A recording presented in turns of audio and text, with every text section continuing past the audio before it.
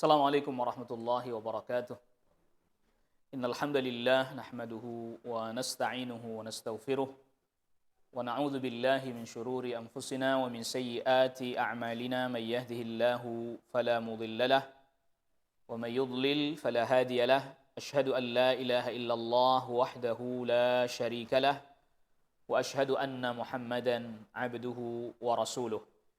يا أيها الذين آمنوا اتقوا الله حق تقاته ولا تموتن إلا وأنتم مسلمون يا أيها الناس اتقوا ربكم الذي خلقكم من نفس واحدة وخلق منها زوجها وبث منهما رجالا كثيرا ونساء واتقوا الله الذي تساءلون به والأرحام إن الله كان عليكم رقيبا يا أيها الذين آمنوا اتقوا الله وقولوا قولا سديدا يصلح لكم أعمالكم ويغفر لكم ذنوبكم ومن يطع الله ورسوله فقد فاز فوزا عظيما أما بعد فإن أصدق الحديث كتاب الله وخير الهدي هدي محمد صلى الله عليه وسلم وشر الأمور محدثاتها وكل محدثة بدعة وكل بدعة ضلالة وكل ضلالة في النار.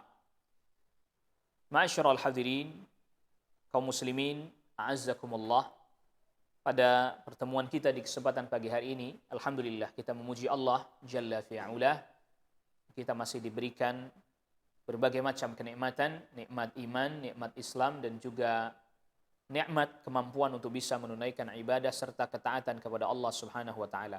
Salawat serta salam semoga terlimpahkan dan tercurahkan kepada Nabi kita Nabi Muhammad sallallahu alaihi wasallam, kepada keluarga, kepada kerabat, dan juga semoga terlimpahkan dan tercurahkan kepada seluruh sahabat radhiyallahu anhum ajmain. Pada kesempatan di pagi hari ini, kita hendak memulai pembahasan pada satu risalah, yaitu risalah Al-Aqidah Al-Wasithiyah yang ditulis oleh Syekhul Islam Ahmad ibn Abdul Halim ibn Abdul Salam At-Taimiyah, atau yang kita kenal dengan Ibnu Taimiyah. Beliau adalah ulama yang hidup di abad ke-7 Hijriyah. Beliau lahir tahun 661, wafat tahun 728 Hijriyah. Beliau adalah merupakan salah satu ulama dari keluarga ilmu. Kakek beliau, yaitu Abdus Salam, ini yang dikenal dengan gelar Majduddin, yang dimana beliau menulis satu karya ilmiah, yaitu Muntaqal Akhbar, yang berisikan hadis-hadis tentang masalah hukum. Yang lalu kemudian belakangan Al-Muntaqal Akhbar atau kitab Muntaqal Akhbar ini disyarah, diberikan penjelasan oleh Al-Imam Asy-Syaukani, yaitu kitab Nailul Awtar. Sedangkan ayah beliau, yaitu Syekh Abdul Halim, ini adalah merupakan ulama Hanabilah. Beliau lahir di satu wilayah Harran, yang sekarang masuk ke wilayah Turki, Harran itu.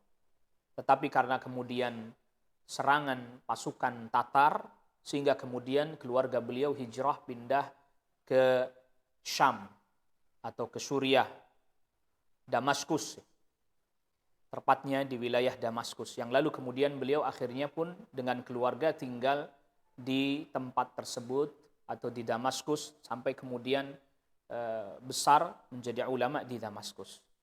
Risalah ini atau risalah Al-Aqidah Al-Wasithiyah ini adalah merupakan risalah yang ditulis di usia beliau yang sudah sampai usia 37 tahun. Karena risalah ini ditulis sekitar tahun 698 Hijriah. Jadi di usia beliau usianya sudah 37 tahun. Ini atas permintaan salah seorang qadhi, yaitu salah seorang hakim dari daerah yang berada di antara Kufah dan Basrah, yang disebut dengan daerah Wasit. Ya, Wasithiyah ini berasal dari kata-kata negeri Wasit, yaitu antara Kufah dan Basrah. Di mana pada saat itu sang qadhi yang bernama Radiyuddin, beliau datang ke Syam, ke Damaskus untuk sebelumnya untuk menunaikan ibadah haji, singgah terlebih dahulu, lalu kemudian bertemu dengan Syekhul Islam Ibnu Taimiyah rahimahullahu taala. Dan beliau termasuk orang yang secara fikih mengikuti mazhab Syafi'i. Jadi Qadhi Radiyuddin Al-Wasiti adalah termasuk orang yang mengikuti mazhabnya Al-Imam Asy-Syafi'i. Dan dia mengatakan kepada Syekhul Islam Ibnu Taimiyah bahwa di negeri beliau begitu banyak sekali penyimpangan-penyimpangan. Ya, kebodohan, kezaliman, sirnanya agama, sirnanya ilmu. Maka kemudian beliau pun meminta agar dituliskan satu kitab atau risalah yang tipis menjelaskan pokok-pokok dari akidah Ahlus Sunnah wal Jamaah untuk dijadikan sebagai pedoman untuk keluarganya. Awal mulanya Syekhul Islam Ibnu Taimiyah rahimahullahu taala kurang berkenan karena sudah banyak para ulama menulis kitab, bahkan sebelum Al-Aqidah Wasithiyah ini sudah ada ulama yang menulis yang kita kenal Muwaffaquddin Ibnu Qudamah atau Al-Imam Al-Muwaffaq Ibnu Qudamah Al-Maqdisi yang menulis risalah Lum'atul I'tiqad. Jadi risalah Lum'atul I'tiqad itu sebelum karya Syekhul Islam Ibnu Taimiyah muncul, sudah ada. Maka oleh karena itulah itu yang menyebabkan awal mulanya Syekhul Islam Ibnu Taimiyah tidak berkenan untuk menuliskan risalah terkait dengan akidah Ahlus Sunnah. Karena sudah banyak para ulama mengarang atau menulis itu, sehingga kemudian kata Syekhul Islam Ibnu Taimiyah, Anda silahkan pilih mana dari kitab-kitab para ulama itu. Tetapi sang qadhi itu berkata, ma uhibbu illa aqidatan taktubuha anta. Saya tidak ingin kecuali risalah yang menjelaskan tentang akidah yang ditulis langsung oleh Anda. Jadi dia menginginkan agar langsung ditulis tangan Syekhul Islam Ibnu Taimiyah. Maka kemudian ditulislah akidah wasithiyah ini antara salat asar dan salat maghrib.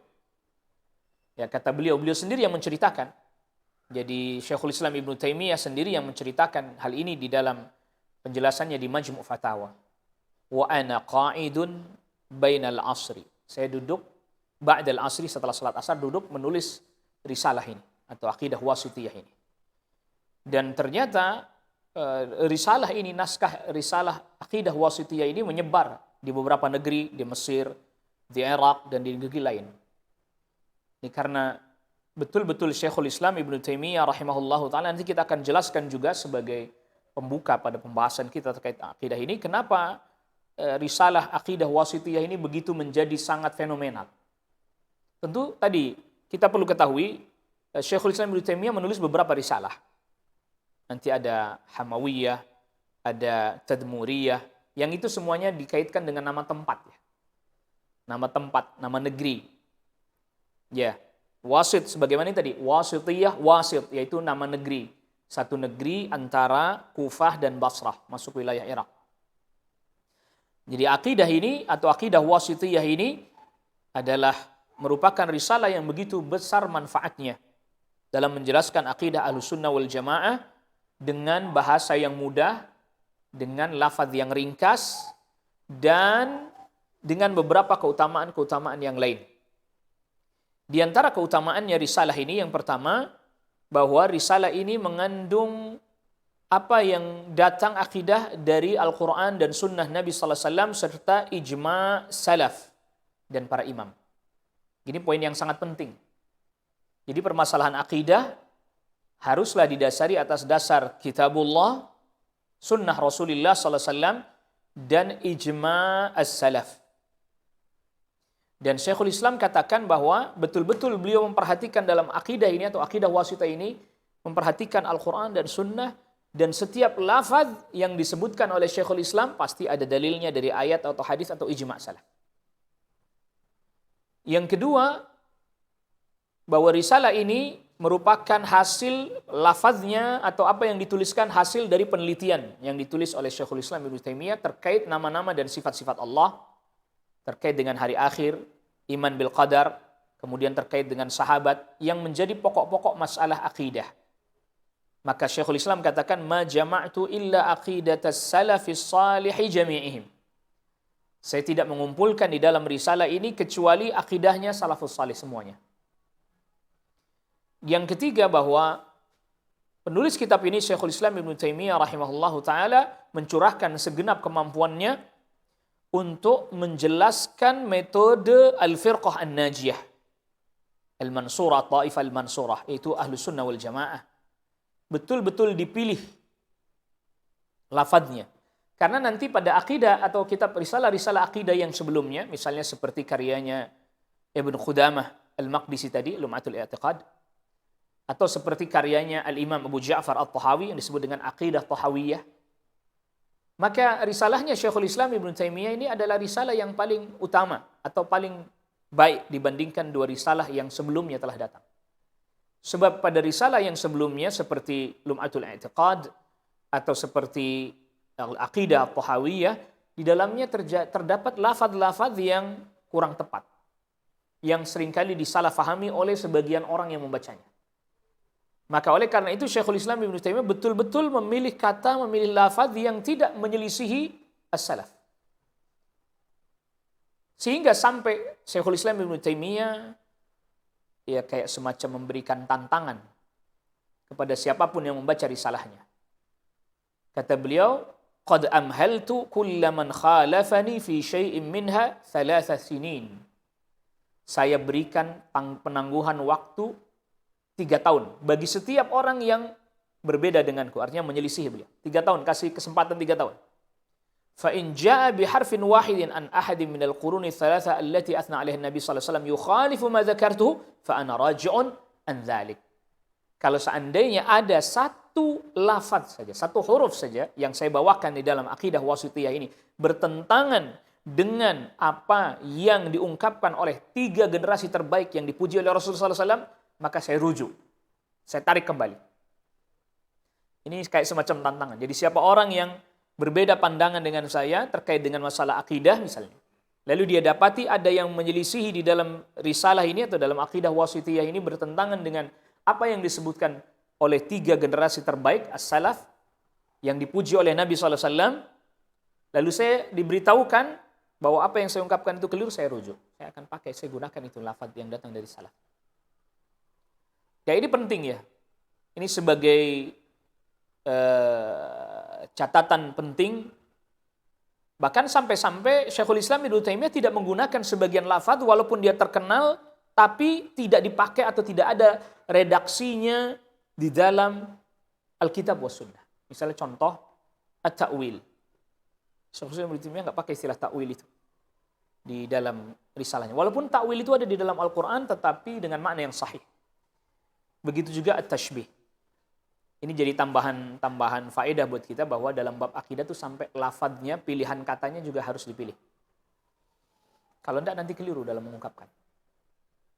Sampai Syekhul Islam Ibnu Taimiyah memilih kata. Yang hendak ditulis di dalam risalahnya ini dipilih kata. Jangan sampai ada nanti kekeliruan orang dalam memahami. Luar biasa. Ini makanya para ulama di belakang yang mengkaji tulisannya Syekhul Islam Ibnu Taimiyah termasuk Wasithiyah ini mengatakan bahwa risalah ini lebih utama dibandingkan Lum'atul I'tiqad, bahkan dibandingkan Al-Aqidah At-Tahawiyah dari banyak sisi, termasuk dari sisi penggunaan pemilihan kata dan lafaznya. Yang keempat, bahwa risalah ini walaupun kecil itu mencakup seluruh masalah-masalah penting dalam akidah, pokok-pokok keimanan. Bahkan uniknya risalah ini ditutup dengan pembahasan tentang akhlak. Yang ini menjadi poin yang sangat perlu kita perhatikan bahwa Ahlus Sunnah wal Jamaah tentu membicarakan tentang akidah yang hak yang mana, yang batil yang mana, dan seterusnya. Tetapi juga membicarakan tentang akhlak. Tidak seperti sebagian orang yang mengira dan menyangka bahwa soal akidahnya bagus, ibadahnya sesuai tuntunan, tapi akhlaknya buruk. Maka ini berarti ada permasalahan dalam akidah dan dalam ibadahnya. Karena itu bagian daripada dampak buruk orang keliru dalam memahami akidah atau keliru dalam melaksanakan ibadah. Sebab akhlak ini bagian daripada buahnya orang memiliki akidah yang baik dan juga memiliki akhlak juga baik. Akidahnya baik, ibadahnya baik, akhlaknya juga baik. Bahkan pengakuan dari para ulama yang setelahnya mengakui bahwa apa yang ditulis oleh Syekhul Islam Ibnu Taimiyah ini adalah merupakan akidah salafiyah. Dan itu diakui oleh murid-murid beliau, termasuk diantaranya Al-Imam Az-Zahabi. Ya, Imam Az-Zahabi katakan, waqa'al ittifaqu ala anna hadha mu'taqadun salafiyyun jayyidun. Telah terjadi kesepakatan bahwa ini yang disebutkan ini adalah merupakan akidah salafi yang bagus. Begitu juga perkataannya Al-Imam Al-Hafidh Ibn Rajab. Dan ini sebagian selayang pandang ya tentang keutamaan risalah ini, Al-Aqidah At-Tahawiyah, Al-Aqidah Al-Wasithiyah, yang walaupun risalahnya kecil tetapi kemudian memiliki keutamaan yang begitu besar. Dan perlu kita ketahui bahwa memang masa Syekhul Islam Ibnu Taimiyah abad ke-7 ini termasuk boleh dibilang masa-masa turunnya kualitas kaum muslimin. Karena diantaranya tadi serangan pasukan Tatar ya. Pasukan Tatar ke beberapa wilayah kaum muslimin. Adapun di antara mereka yang masuk ke dalam agama Islam dari kalangan orang-orang Tatar, tapi mereka tidak mengerti betul tentang akidah yang benar. Nggak mengerti betul tentang akidah yang benar. Sehingga kemudian akhirnya permasalahan akidah yang benar, permasalahan tauhid diabaikan begitu saja. Ini menjadi poin penting juga bagi kita, sehingga kemudian kita bisa mengerti betul keadaan yang dialami oleh Syekhul Islam Ibnu Taimiyah pada saat itu. Termasuk ya bermunculannya firqah-firqah, kelompok-kelompok yang mentakwil, mengganti makna ayat kepada makna yang lain, satu ayat sifat dan seterusnya. Dan itu sudah semenjak zamannya Al-Imam Ibnu Qudamah Al-Maqdisi, yang penulis Lum'atul I'tiqad. Itu lebih dulu. Karena penulis kitab Lum'atul I'tiqad itu, dia hidup di masa zamannya Muwafaquddin Ibnu Qudamah, di zamannya Salahuddin Al-Ayyubi. Di zamannya Salahuddin Al-Ayyubi. Dia hidup di zamannya Salahuddin Al-Ayyubi. Bahkan sempat ikut dalam satu peperangan juga, perang salib Al-Imam Ibnu Qudamah. Adapun Syekhul Islam Ibnu Taimiyah sudah menghadapi pasukan Tatar. Sudah berbeda zamannya. Sudah mulai menurun. Maka sampai pernah ada pujian dari Syekhul Islam Ibnu Taimiyah rahimahullahu taala kepada Al-Imam Muwafaq Ibnu Qudamah. Tidak ada seorang ahli fiqih yang faqih memasuki Syam setelah Al-Auza'i melainkan Al-Imam Ibnu Qudamah Al-Maqdisi. Naam ayuhal ikhwah, a'azzakumullah, itu secara ringkas dan kita tidak panjang lebar membahas tentang biografi Syekhul Islam Ibnu Taimiyah rahimahullahu taala. Ya karena masyhur, beliau sangat masyhur, sangat dikenal sekali. Maka kita langsung masuk kepada pembahasan terkait dengan muqaddimah yang dibawakan oleh Syekhul Islam Ibnu Taimiyah di dalam risalah Al-Aqidah At-Tahawiyah ini. Bismillahirrahmanirrahim. Syekh memulai rahimahullahu taala dengan membaca Bismillahirrahmanirrahim, dan ini sesuai dengan apa yang dilakukan oleh Nabi SAW, bahkan juga apa yang telah ditetapkan oleh Allah Rabbul Alamin, di mana Allah Rabbul Alamin memulai surat yang pertama dengan Bismillahirrahmanirrahim. Al-Quran dimulai dengan Bismillahirrahmanirrahim. Karena suratul Fatihah dimulai dengan Bismillahirrahmanirrahim. Lalu kemudian juga mengikuti Rasul SAW, bahwa Rasul SAW kirim surat kepada para raja, para penguasa. Itu sampai ada tulisan tersendiri, judulnya Kutubu Rasulillah SAW. Surat-suratnya Rasul SAW. Yang dikirim kepada para penguasa, termasuk kepada Kaisar Romawi, Kisra Persia, kemudian Muqawqis, penguasa Iskandariyah. Jadi surat-suratnya Rasul SAW semuanya juga dimulai dengan Bismillahirrahmanirrahim. Begitu juga suratnya Nabi Sulaiman alaihissalam, dimulai dengan Bismillahirrahmanirrahim, sebagaimana disebutkan di dalam surat An-Naml. Innahu min Sulaiman wa innahu Bismillahirrahmanirrahim. Dan memulai dengan bismillah ini, wallahu a'lam, yang lebih tepat adalah ketika menulis buku, menulis surat, atau tulisan-tulisan yang lain yang berupa karya ilmiah.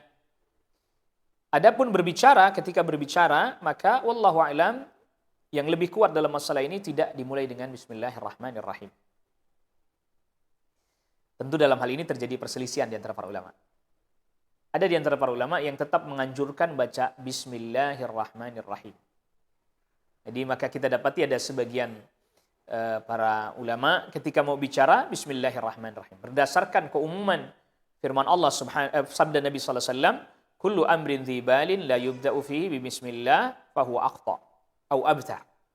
Setiap perkara yang penting yang tidak dimulai dengan bismillah, maka terputus dari keberkahan.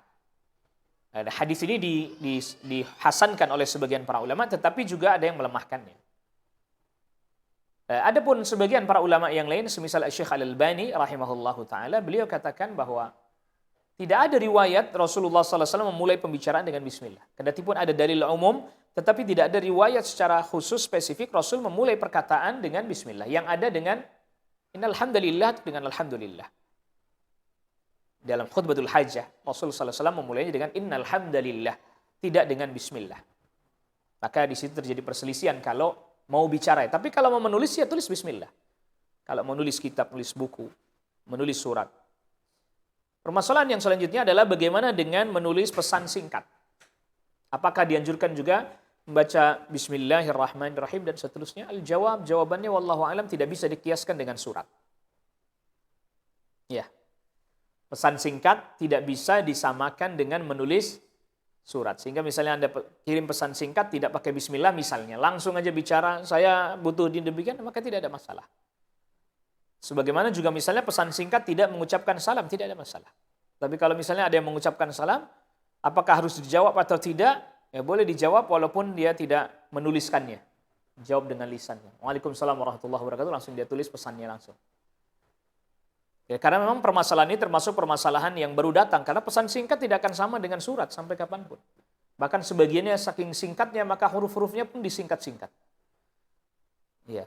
Adapun misalnya ada sebagian orang misalnya kasih pesan singkat, salamnya disingkat, ya berarti itu bukan salam dan tidak dijawab. La yastahiqul jawab, maka dia tidak berhak untuk mendapatkan jawaban. Kalaulah dia misalnya ditulis lengkap saja, kita boleh jawab dengan ucapan tanpa harus ditulis. Apalah lagi kemudian dia menulisnya dengan apa? Singkat. Salam ditulisnya disingkat misalnya. Ya. ASS misalnya. Misalnya ya begitu. Bagaimana dijawab atau tidak? Ya enggak dijawab. Kalau tuh dia tulis lengkap saja, kita jawabnya hanya dengan lisan saja sudah cukup. Tidak harus dibalas dengan tulisan lagi. Karena memang tadi ini qadhiyah mu'asirah. Jadi permasalahan-permasalahan kontemporer. Ini enggak terjadi di masa dahulu ya.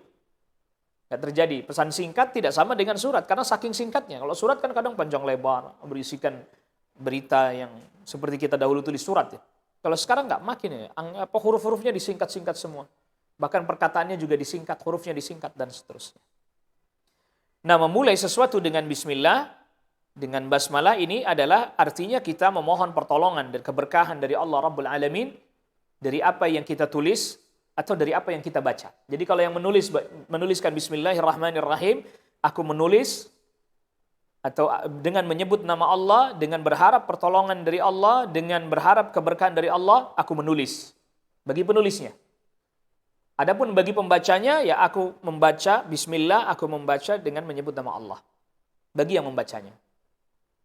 Dan pembahasan tentang bismillah atau basmalah ini begitu panjang sekali, yang kita tidak sebutkan satu persatu, karena niscaya ini sudah dibahas oleh para ulama di tempat yang lain, di risalah yang lain juga panjang lebar membahas tentang bismillah, bismillahirrahmanirrahim dan seterusnya.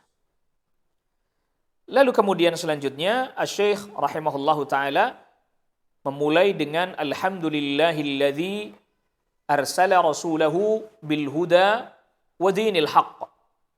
Segala puji bagi Allah yang mengutus utusannya, yaitu Rasul sallallahu alaihi wasallam yang dimaksud sini, dengan membawa petunjuk dan agama yang hak. Syekhul Islam Ibnu Taimiyah katakan, setelah bismillah lalu kemudian alhamdulillah, karena di hadis yang lain ada redaksi kullu amrin dzibalin la yubda'u bil hamdalah atau bil hamdulillah fahuwa abtar. Setiap perkara yang tidak dimulai dengan alhamdulillah, maka dia terputus keberkahannya. Maka bismillahirrahmanirrahim adalah permulaan yang pertama Dan alhamdulillah adalah permulaan yang kedua. Dan itu persis seperti kitabullah.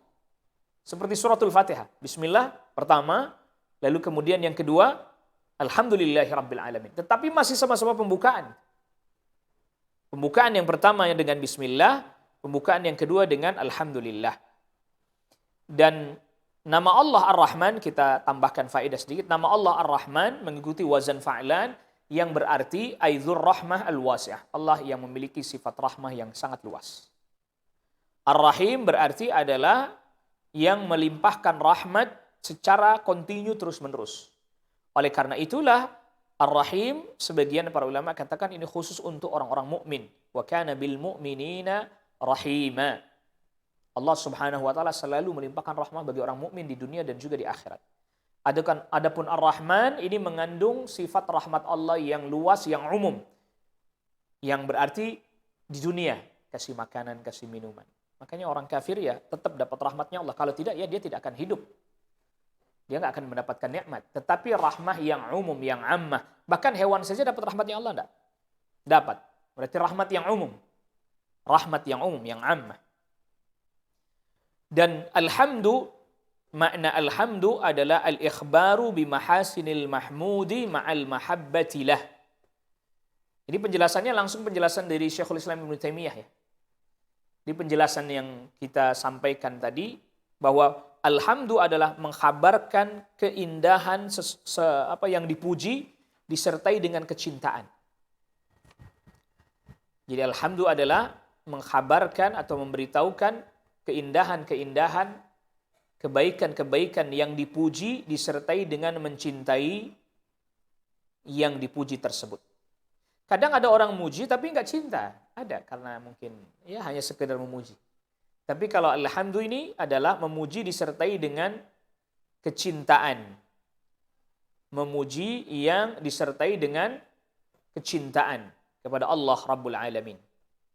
Dan seluruh pujian, alif lamnya di sini, alhamdu adalah berarti istighraqil jins, menghabiskan semua pujian. Makanya diterjemahkan segala puji. Dari mana alhamdu kok jadi segala puji? Karena alnya berarti seluruh, semuanya, habis. Gak ada pujian kecuali semuanya kembali kepada Allah Subhanahu wa ta'ala. Nah pujian itu berdasarkan objeknya, pujian berdasarkan objeknya itu ada beberapa macam. Yang pertama adalah pujian dari Allah kepada Allah sendiri. Allah memuji dirinya sendiri. Alhamdulillah. Segala puji bagi Allah misalnya. Itu yang memuji kan Allah Rabbul Alamin. Alhamdulillahi Rabbil Alamin. Segala puji bagi Allah Rabbul Alamin. Allah dulu memuji dirinya. Lalu diwahyukan kepada Nabi sallallahu alaihi wasallam, Nabi sallallahu alaihi wasallam memuji Allah. Lalu Nabi sallallahu alaihi wasallam bacakan kepada para sahabat mengucapkan alhamdulillahi Rabbil Alamin, memuji Allah. Tapi awal mula yang memuji adalah Allah. Allah memuji dirinya sendiri. Yang kedua adalah Allah memuji hambanya, memuji makhluknya, hambanya. Seperti Allah Subhanahu wa ta'ala memuji Rasulullah sallallahu alaihi wasallam. Di banyak tempat Allah Subhanahu wa ta'ala memuji Rasul sallallahu alaihi wasallam. Wa innaka la'ala khuluqin azim. Sungguhnya engkau di atas akhlak yang mulia. Allah juga memuji Nabi sallallahu alaihi wasallam, alhamdulillahilladzi anzala ala 'abdihil kitab wa lam yaj'al lahu 'iwaja. Segala puji bagi Allah yang menurunkan kitab Al-Qur'an kepada hambanya. Hambanya yang dimaksud oleh Rasul sallallahu alaihi wasallam, dipuji. Rasul dipuji dengan disebut sebagai hamba dan tidak menjadikan kebengkokan pada Al-Quran. Yang ketiga adalah pujian dari hamba kepada Allah. Kita memuji Allah, kita mengucapkan alhamdulillah, kita memuji Allah. Dan ini adalah merupakan kewajiban hamba kepada Allah Rabbul Alamin. Hamba memuji Allah Rabbul Alamin. Lalu kemudian selanjutnya hamba memuji hamba yang lain, seperti kita memuji hamba yang lain. Maka yang seperti ini, semua bentuk pujian ini, Allah memuji hambanya, hamba memuji Allah, hamba memuji hamba, Allah memuji dirinya sendiri. Semua pujian itu hakikatnya kembali kepada Allah. Karena tidak ada kebaikan yang ada pada hamba kecuali diberi oleh Allah Subhanahu wa ta'ala. Ya. Dan Allah Subhanahu wa ta'ala apabila memuji dirinya sendiri di dalam kitabnya, maka menyebut nama-nama Allah, sifat-sifatnya, perbuatan-perbuatannya.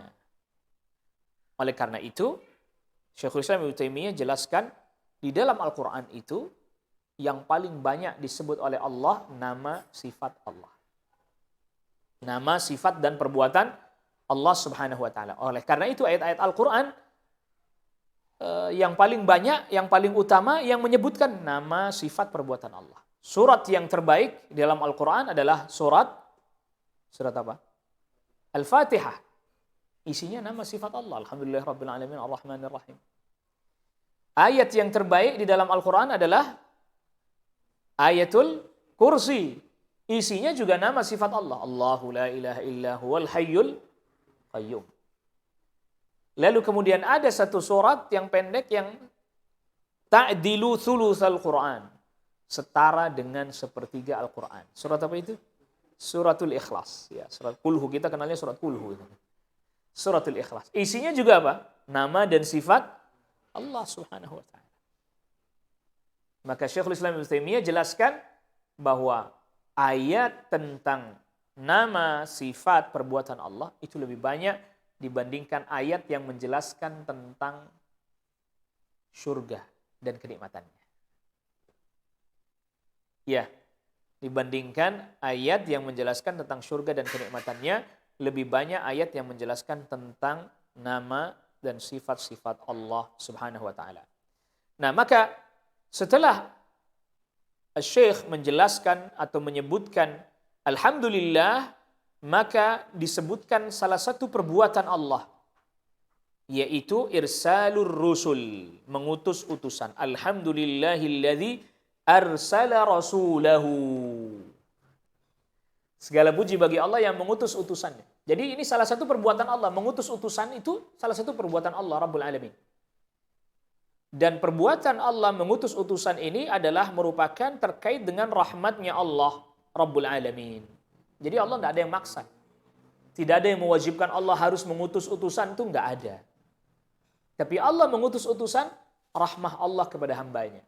Karena dengan mengutus utusan, jadi jelaslah mana yang hak, mana yang batil, mana yang benar, mana yang keliru. Maka ini adalah merupakan perbuatan yang utama. Yang darinya muncul berbagai macam kebaikan di dunia dan juga di akhirat. Lalu kemudian selanjutnya disebutkan mengutus utusan membawa bil huda wa dinil haq. Membawa petunjuk dan agama yang hak, agama yang benar. Apa ini maknanya? Makna al-huda adalah al-ilmu an-nafi', ilmu yang bermanfaat. Wa dinil haq, agama yang hak, maknanya adalah al-amal as-salih. Al-amal as-salih. Agama ini dua hal ya, ilmu dan amal. Maka al-huda yang dimaksud adalah ilmu, sedangkan dinil haq yang dimaksud adalah al-amal. Maka di dalam al-huda, petunjuk, terdapat salahul quwwatin nadhariyatil ilmiyah, yaitu kekuatan ilmu. Kekuatan ilmiah. Kekuatan menganalisa. Itu ada pada al-huda. Lalu kemudian dinil haq adalah kekuatan semangat untuk beramal. Kita butuh dua itu. Al-quwwah an-nadhariyah al-ilmiyah, kekuatan mampu menganalisa dengan ilmu, dengan petunjuk. Yang kedua adalah kekuatan punya semangat untuk beramal atas ilmu yang telah dipelajari. Jadi dua hal penting pada diri kita. Tidak hanya salah satunya saja. Hanya ilmu tanpa amal, ini adalah sifatnya al-maghdub alaihim. Sifatnya Yahudi, orang-orang yang dimurkai. Kuwah ilmunya kuat tapi tidak amal. Sebaliknya, kuat dalam amal tanpa didasari ilmu, ini adalah sifatnya ad-dhalin. Orang-orang yang tersesat. Wahum an-nasara, mereka adalah nasara. Ijma' para ulama menafsiri al-maghdub alaihim Yahudi, ad-dhalin adalah an-nasara. Maka qauluhu ta'ala ihdinas siratal mustaqim, siratal ladzina an'amta alaihim ghairil maghdubi alaihim waladdallin, ya Allah berikan kepada kami petunjuk kepada jalan yang lurus. Tadi ketika ditafsiri bisa dengan tafsir bil huda wa dinil haq. bil huda ay bil ilmi wa dinil haq wal amal. Berikan kami petunjuk pada jalan yang lurus, ilmu dan amal. Ghairil maghdubi alaihim, bukan seperti jalannya orang-orang yang dimurkai, hanya ilmu tapi tidak beramal, yaitu Yahudi. Waladhdallin, dan bukan juga jalannya orang-orang yang mereka beramal tapi tidak didasari ilmu, yaitu an-Nasara. Dan ini adalah jalannya para nabi dan para rasul, itu al-ilmu wal amal. Siratal ladzina an'amta alaihim, itu jalannya orang-orang yang kau beri nikmat kepada mereka, minan nabiyyin wasiddiqin wasyuhada wassalihin. Jalan ilmu dan amal. Lalu kemudian berkata Syekh, liyudhhirahu 'ala ad-dini kullihi. Liyudhhirahu 'ala ad-dini kullihi. Agar Allah Subhanahu wa taala memenangkan. Padahal asli katanya yudhhira itu menampakkan. Menampakkan. Tapi di sini maknanya memenangkan agama Islam ini di atas seluruh agama. Tidak ragu lagi bahwa agama yang hak ini yang dibawa oleh Rasulullah sallallahu alaihi wasallam ini adalah agama yang menang, unggul, bisa berarti unggul dari seluruh agama, dari semua sisinya. Karena Allah janjikan Allah akan mengunggulkan agama ini. Nah, di sini ada poin penting yang harus diperhatikan. Mengapa setelah disebutkan bil huda wa dinil haq liyudhhirahu?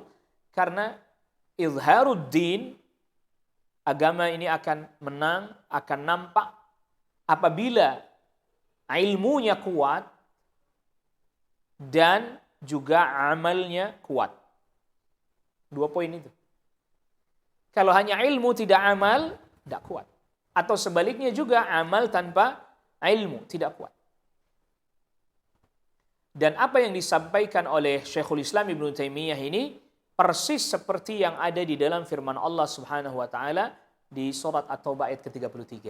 Huwallazi arsala rasulahu bil huda wa dinil haq liyudhhirahu 'ala ad-dini kullih walau karihal musyrikun.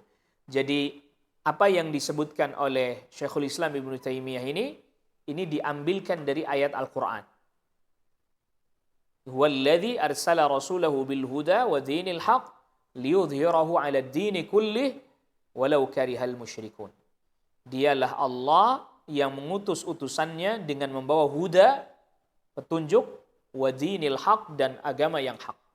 Liyudhhirahu, agar Allah menangkan agama Islam ini 'ala ad-dini kullihi, di atas seluruh agama, walau karihal musyrikun, walaupun orang musyrik tidak suka. Di sini terdapat faedah dalil bahwa orang musyrik tidak akan suka. Islam jaya, Islam menang. Ini nggak suka, nggak akan suka. Nah, maka Allah menangkan agama ini tadi pertama dengan al-huda, dalil, ilmu yang menjelaskan ini hak, ini batil. Yang kedua dengan amal.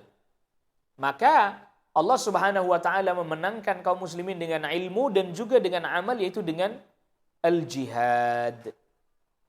Al-jihad. Dakwah, ilmu, tapi juga dengan jihad. Tentu jihad yang sesuai dengan tuntunan. Maka Islam ini menjadi menang, menjadi nampak dengan ilmu wal bayan lebih dulu ini. Dengan ilmu dan penjelasan lebih dulu dibandingkan dengan pedang dan senjata. Karena Nabi sallallahu alaihi wasallam di Mekah 13 tahun tidak perang. Ini hujjah. Mereka tidak bisa membantah hujjah yang Nabi sallallahu alaihi wasallam jelaskan. Tetapi kemudian setelah hijrah, baru kemudian ada dinil haq dengan amal, yaitu dengan perang, dengan angkat senjata. Wa kafa billahi syahida. Dan cukuplah Allah sebagai saksi. Allah Subhanahu wa taala menjadi saksi bagi Nabi Muhammad sallallahu alaihi wasallam. Cukuplah Allah menjadi saksi bagi Rasul yang diutus. Karena persaksian Allah aja cukup. Ya. Jadi sebenarnya persaksian bahwa Nabi sallallahu alaihi wasallam itu adalah utusan Allah Allah yang mempersaksikan. Allah Subhanahu wa taala berfirman di permulaan surat Al-Munafiqun. Idza ja'akal munafiquna qalu innaka la rasulullah wallahu ya'lamu innaka la rasuluh wallahu yashhadu innal munafiqina lakadzibun.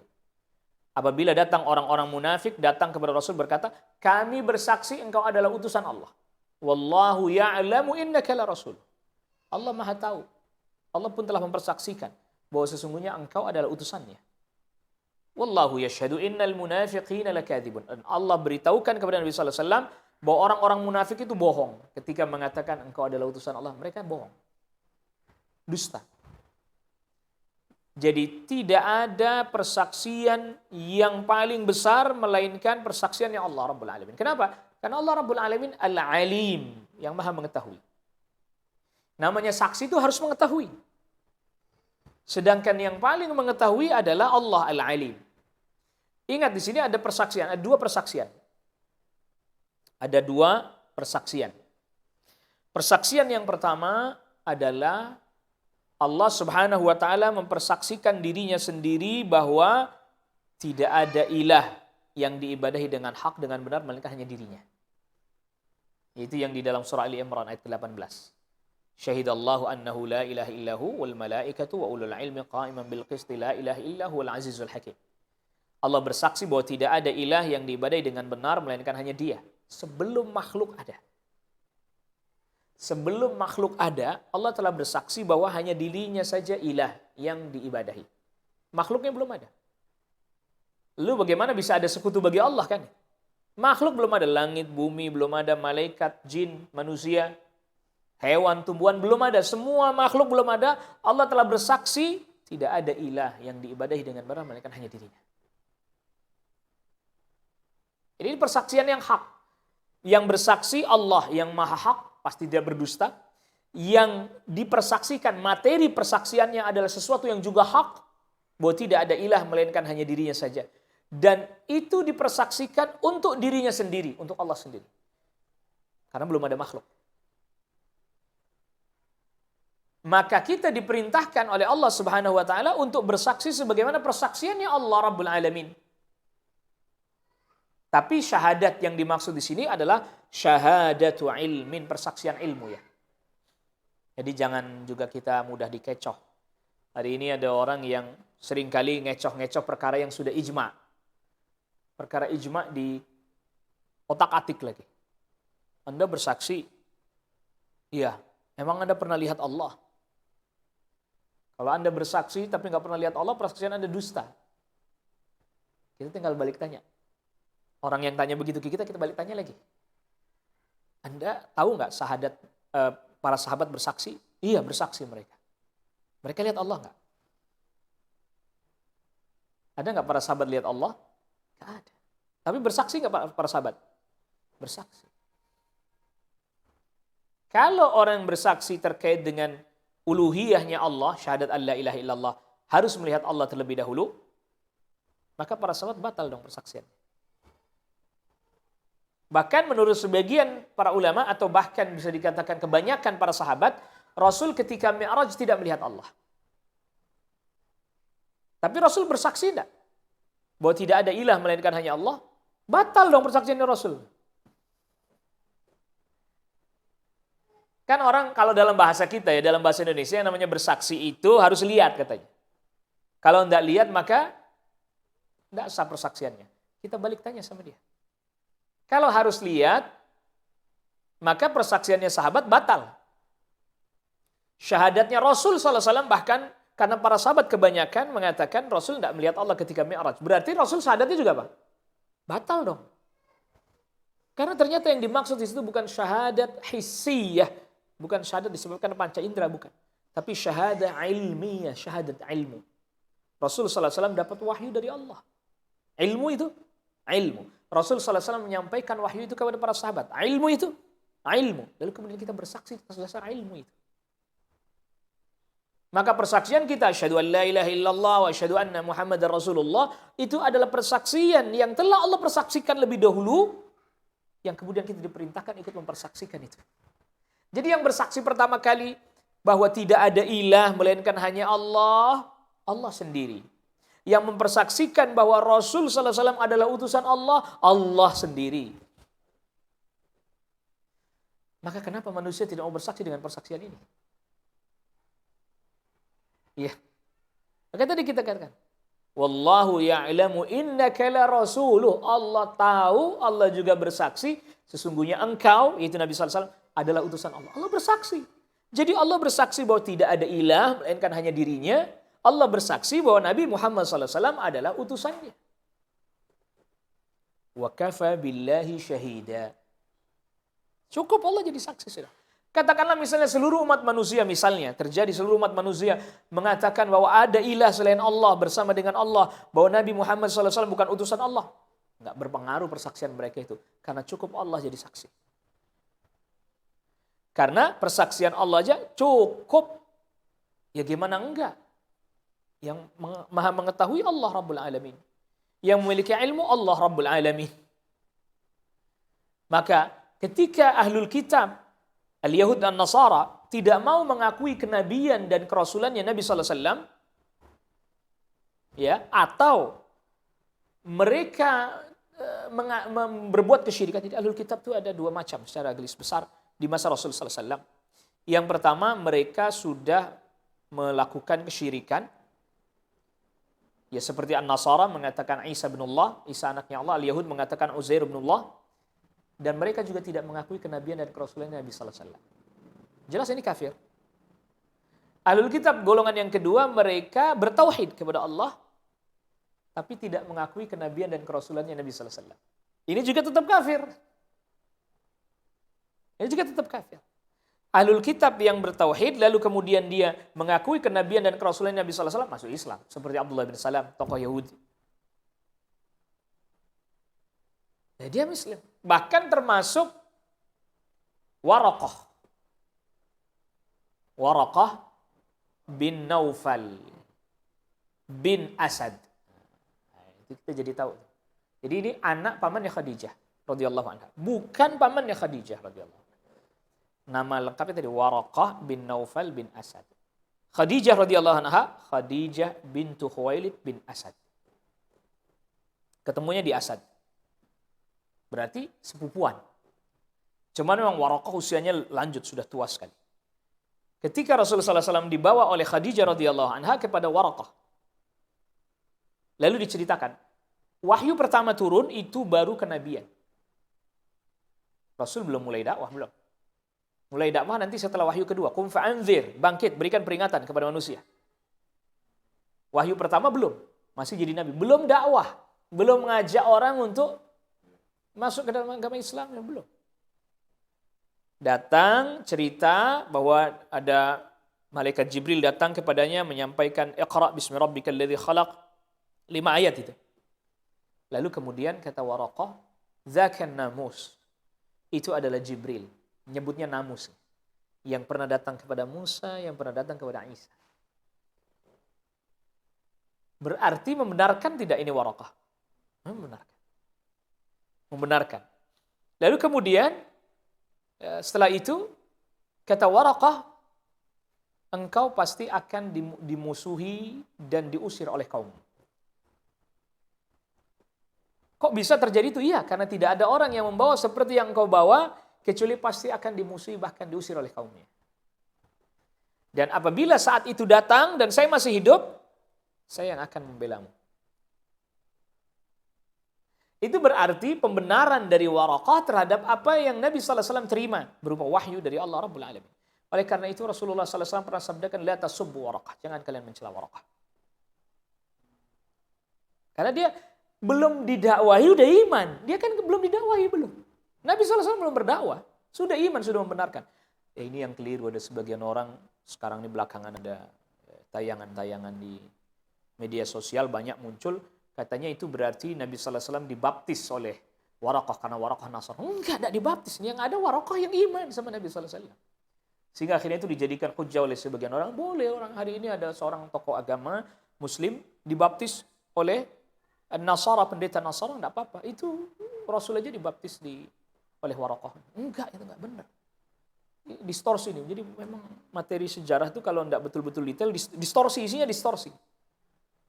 Maka tadi kita dulu, kalau saya tidak salah ingat zaman kita belajar sirah itu, Waraqah bin Naufal itu pamannya, padahal anak pamannya. Kan sudah distorsi itu.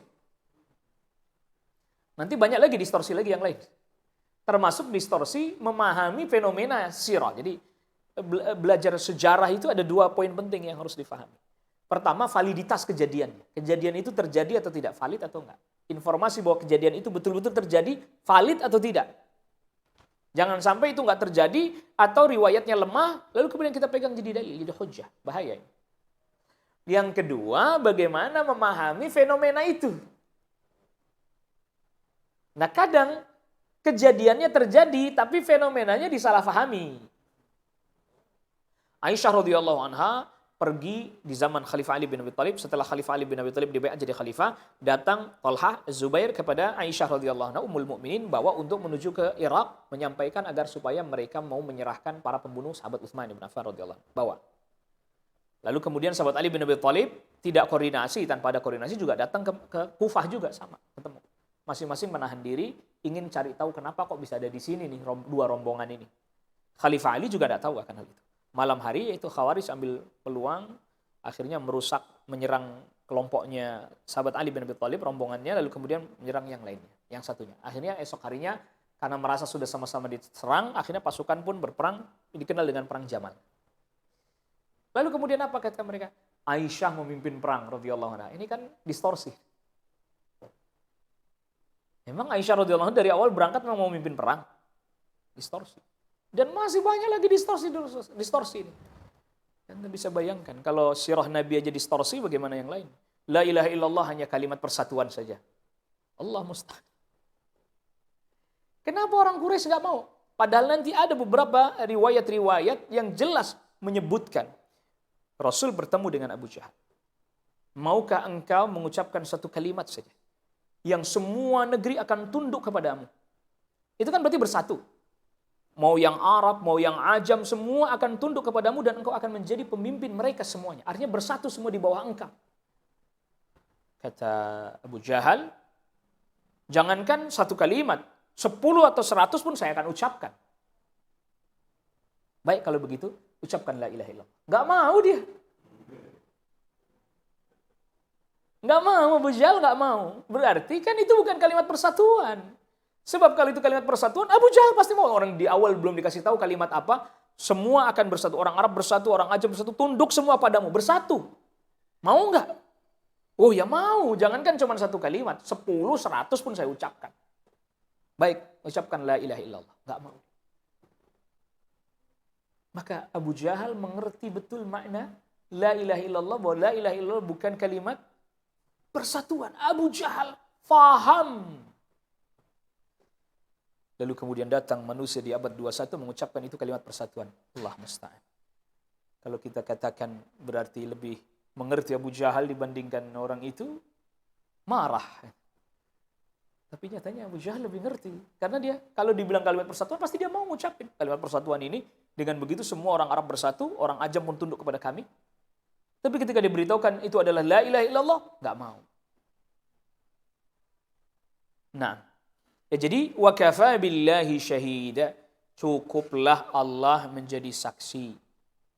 Allah Subhanahu wa taala menjadi saksi untuk Nabi Muhammad sallallahu alaihi wasallam dengan firman-Nya, dengan ayat Al-Qur'an yang diturunkan.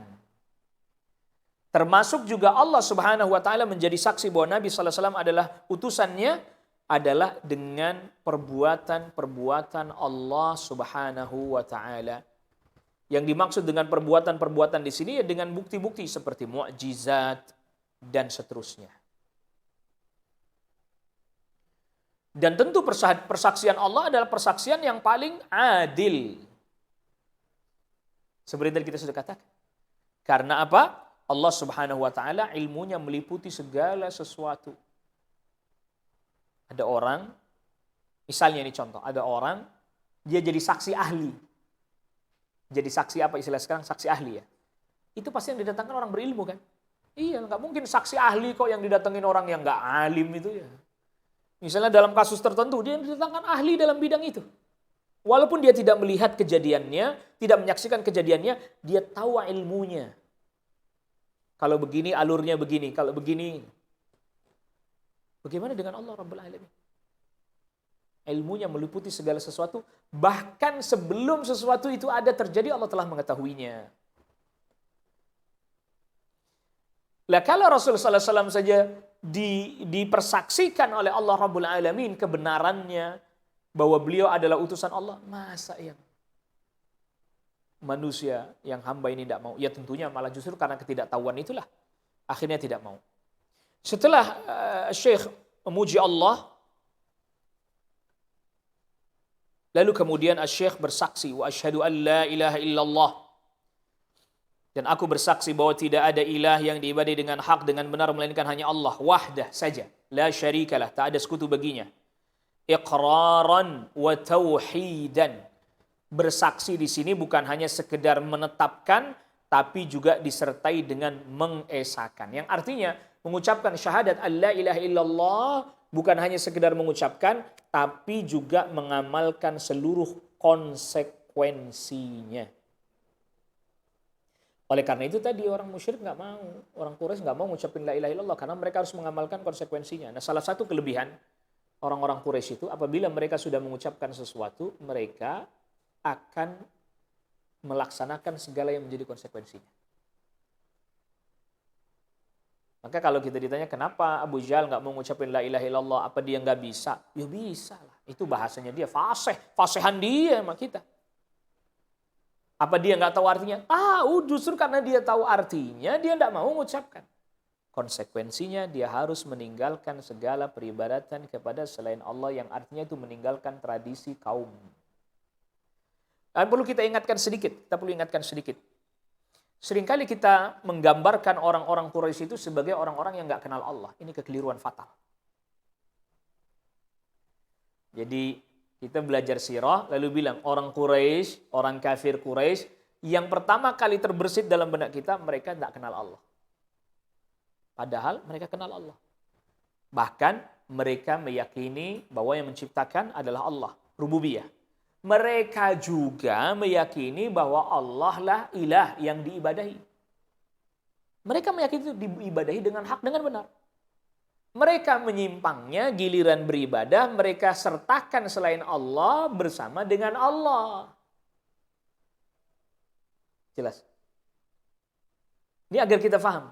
Jadi soal rububiyah, bahwa Allah yang menciptakan, memberi rezeki, mereka yakin. Lalu kemudian soal uluhiyah, mereka juga yakin Allah ilah. Allah ilah, yakin mereka. Tapi giliran beribadah kepada Allah, mereka sertakan selain Allah bersama dengan Allah. Maka mereka katakan yang di surat Az-Zumar ayat ketiga, walladzina ittakhadhu min dunihi awliya ma na'buduhum illa liqarribuna ila Allahi zulfa. Mereka yang menjadikan selain Allah sebagai sesembahan itu bersama dengan Allah, mereka katakan kami tidak menyembah yang selain Allah itu, tidak. Illa liqarribuna ila Allahi zulfa, kecuali hanya untuk mendekatkan diri kita kepada Allah. Artinya mereka nyembah Allah juga. Tapi pas ketika menyembah Allah, bersamaan dengan itu dimasukkan selain Allah.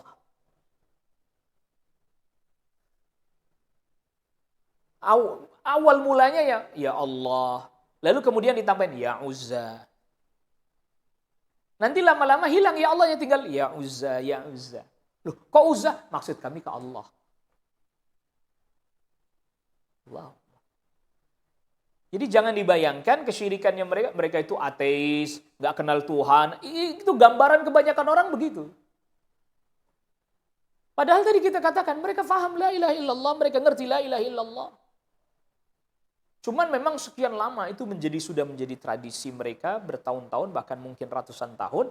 Akhirnya kemudian terjadi pergeseran dalam masalah tauhid, tapi mereka mengira itu masih benar. Itu poin penting yang harus kita pahami. Memang keadaan satu kaum itu harus difahami dengan tepat. Kalau enggak, dan ayat Al-Quran telah membicarakan itu, menyampaikan itu. Tadi contohnya, kami enggak nyembah mereka, berhala-berhala ini, enggak. Kami jadikan mereka sarana mendekatkan diri kami kepada Allah. Kami nyembah Allah juga. Sebagaimana An-Nasara. An-Nasara itu menyembah Allah. Lewat siapa? Isa. Iya, lewat Isa itu yang kemudian sekarang disebut dengan sebutan Yesus. Tapi nyembahnya kepada siapa? Kepada Allah lewat Isa. Yaitu kesyirikan. Yaitu bertentangan dengan la ilaha illallah.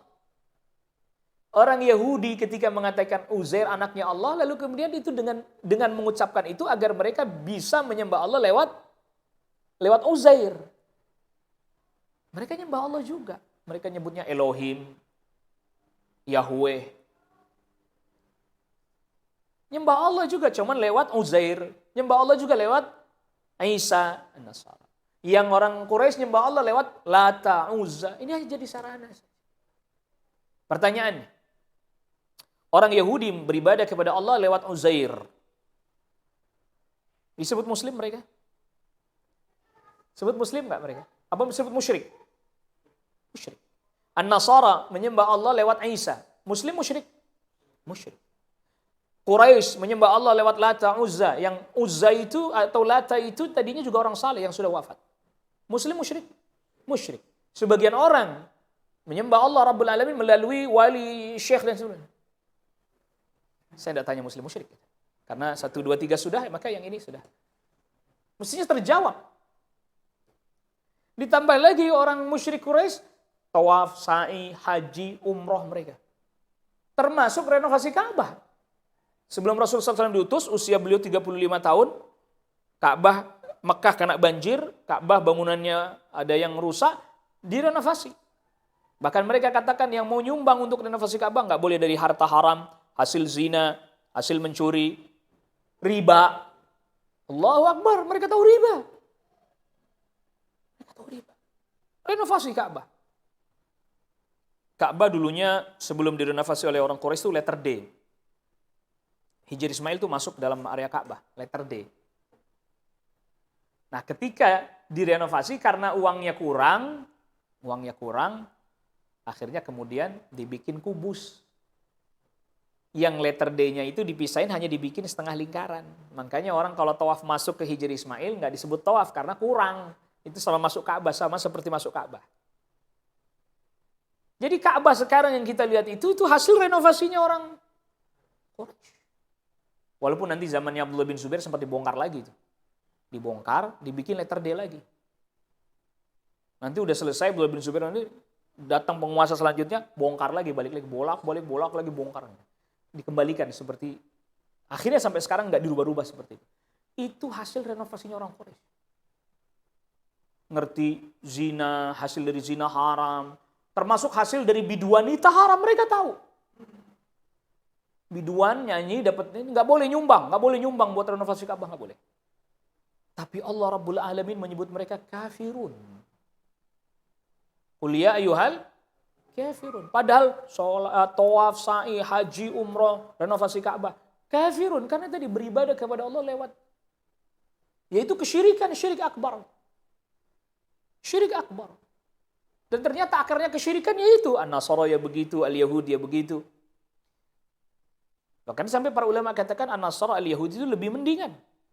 Kenapa? Yang dijadikan sekutu bagi Allah Nabi Rasul. Isa alaihissalam Nabi Rasul. Orang di belakang nggak ketahuan itu kuburannya siapa, si fulan, si alan, nggak tahu. Nabi bukan, Rasul bukan, wali juga nggak tahu. Dijadikan sekutu bagi Allah Rabbul Alamin. Bahkan di Mesir ketahuan ada satu kuburan setelah lama ini diagungkan, disembah, dibongkar isinya kucing. Kuburan kucing. Maka alangkah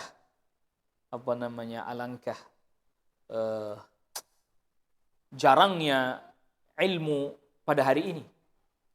Karena yang dimaksud ilmu pertama kali ya tauhid itu. Bagaimana orang bertauhid kepada Allah? Itu ya disebut ilmu pertama kali. Maka yang di ayat 18, wa ulul ilmi syahidallahu annahu la ilaha illahu wal malaikatu wa ulul ilmi. Yang bersaksi dengan persaksian seperti persaksian Allah, malaikat. Juga yang berilmu, baik dari kalangan manusia ataupun dari kalangan jin. Yaitu para nabi, para rasul. Yang pertama kali disebut ulul ilmi terdepan pastinya para nabi, para rasul. Karena mereka diberi ilmu wahyu dari Allah Rabbul Alamin. Maka di sini Syekhul Islam Ibn Taimiyah rahimahullahu ta'ala ketika menyebutkan kata iqraran wa tauhidan. Iqraran wa tauhidan. Ini menunjukkan bahwa orang yang mengucapkan syahadat tidak hanya sekedar mengucapkan, tapi dia harus iqrar, meyakini dengan hati juga. Wa tauhidan, maksudnya adalah mengesahkan Allah dengan perbuatan-perbuatannya. Jadi ngucapin syahadat itu bukan hanya iya hanya Allah yang diibadahi, tapi pada prakteknya perbuatannya apa? Enggak begitu. Jadi semuanya seluruhnya, ya dia ucapkan, ya dia yakini, ya juga dia amalkan.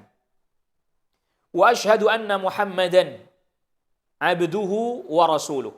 Dan aku bersaksi bahwa Nabi Muhammad SAW adalah hamba Allah. Tidak berhak diibadahi kalau begitu kan? Wa rasuluhu, dan utusan Allah yang punya hak untuk diittiba, diikuti. Jadi di sini kenapa disebutkan abduhu wa rasuluh?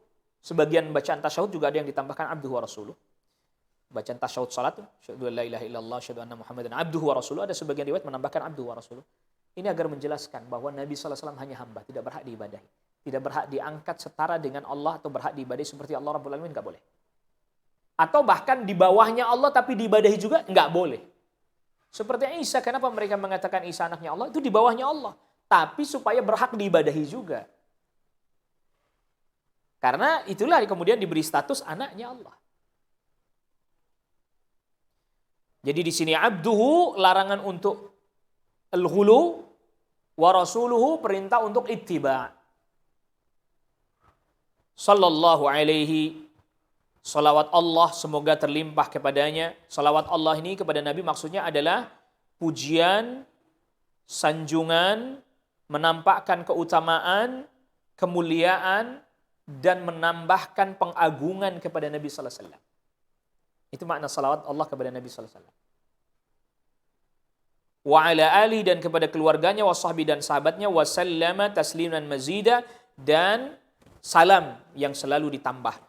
Salam, yang dimaksud salam di sini adalah Allah Subhanahu wa taala menjaga Nabi sallallahu alaihi wasallam, diselamatkan Nabi sallallahu alaihi wasallam dari apa? Di antaranya adalah dari celaan dan cacian. Maka orang yang mencela mencaci Rasul itu hukumannya mati. Walaupun udah tobat. Dia tobat mohon ampun. Ya soal tobatnya dia semoga diterima oleh Allah, tapi celaannya dia berkonsekuensi dihukum mati. Kenapa begitu? Dia tobatnya urusan kepada Allah kan. Dia mencelanya Rasul sallallahu alaihi wasallam. Dia minta maafnya harusnya kepada Rasul. Rasulnya sudah wafat, gak bisa kan? Maka dihukum mati dia. Ya, ada karyanya Syekhul Islam Ibnu Taimiyah judulnya As-Saiful Maslul ala Syatimir Rasul. Pedang yang terhunus bagi orang yang mencela Rasul. Jadi mencela Rasul gak bisa minta maaf. Kalau mencela Allah, Anda tobat mohon ampun, gak jadi dibunuh karena mungkin Allah mengampuni. Karena Allah Maha Hidup. Mencela Rasul, ya harus minta maaf kepada Rasul. Rasul sudah wafat, gak bisa. Jadi dia tobatnya urusan kepada Allah, diterima atau tidak kembali kepada Allah Rabbul Alamin. Tapi urusan hukum dunianya tetap harus dipenggal. Dihukum mati. Itu bukti Allah menyelamatkan Rasul dari para pencela. Artinya ada konsekuensi hukumnya. Gak main-main. Amma ba'du. Adapun setelah membaca bismillah, alhamdulillah, syahadat, tauhid dan syahadat Rasul, fahadha, ini kata Syekhul Islam Ibnu Taimiyah, fahadha i'tiqadul firqatin najiyatil mansurati ila qiyamis sa'ah. Ini adalah keyakinannya al-firqah an-najiyah, kelompok yang selamat. Al-mansurah, yang selalu diberikan pertolongan oleh Allah, ila qiyamis sa'ah, sampai hari kiamat, ahli sunnati wal jamaah, yaitu ahlu sunnah wal jamaah. Ini di muqaddimah ini saja.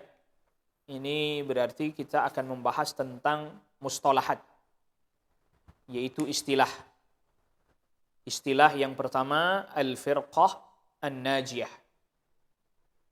Istilah yang kedua yang disebutkan oleh Syekhul Islam Ibnu Taimiyah di sini adalah at-taifah al-mansurah. Istilah yang ketiga adalah ahlus sunnah wal jamaah. Ini semua ada nasnya, ada dalilnya. Ya, jadi nanti ini penjelasan pada permulaan ini kita mesti menjelaskan tentang siapa itu ahlus sunnah wal jamaah, siapa itu at-taifah al-mansurah, dan siapa itu al-firqah an-najiyah. Ya, siapa itu al-firqah an-najiyah. Bahkan ada risalah tersendiri risalah ini dinisbatkan kepada Syekhul Islam Ibnu Taimiyah, yaitu risalah yang menjelaskan tentang hadis iftiraq al-ummah. Jadi Syekhul Islam Ibnu Taimiyah punya risalah lagi sendiri untuk ngejelasin muqaddimahnya ini adalah i'tiqadnya firqah najiyah mansurah ila qiyamis ahlussunnah wal jamaah, ada risalah sendiri lagi. Itu risalah syarah hadis iftiraq al-ummah. Pisah lagi sendiri. Yang tentunya kita enggak masuk sampai ke sana dulu. Kita jelasin ini aja dulu. Karena ini Syekh seperti beliau katakan tadi di awal, tidaklah ada kata kalimat disebutkan kecuali itu ada dalilnya semua. Baik minal kitab ataupun minas sunnah, baik dari Al-Qur'an ataupun dari sunnah Nabi sallallahu alaihi wasallam. Maka yang disebutkan oleh Syekh di sini risalah ini itu ada nas, ada dalil-dalilnya.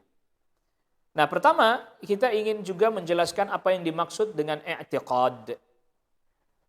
Apa yang dimaksud dengan i'tiqad? I'tiqad secara bahasa berasal dari kata-kata i'taqada ya'taqidu, yang berarti adalah jazmul qalbi wa tasdiquh.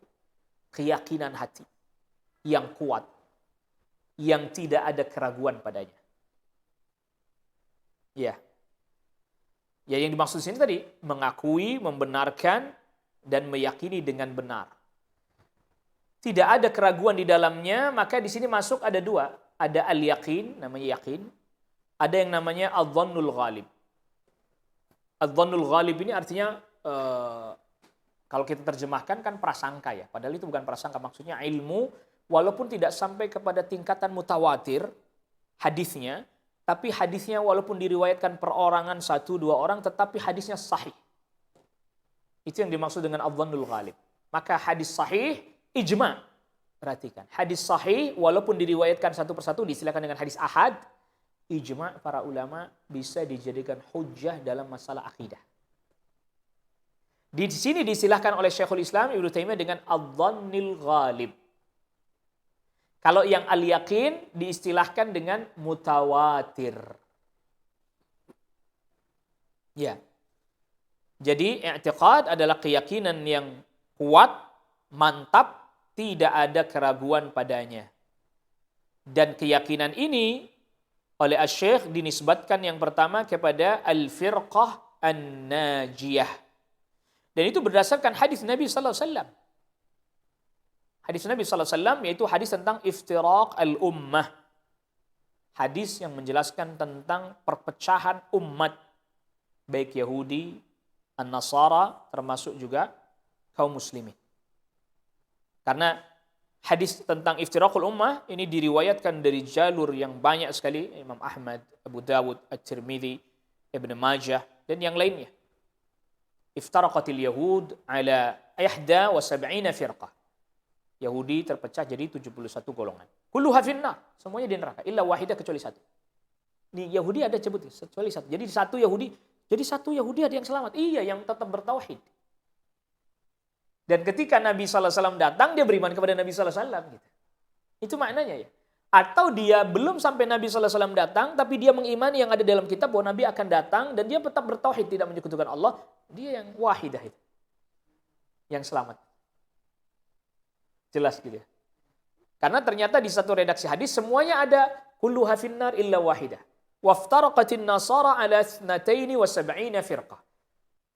An-Nasara terpecah menjadi 72. Kulluha finnar, semuanya di neraka. Diancam neraka illa wahidah, kecuali satu.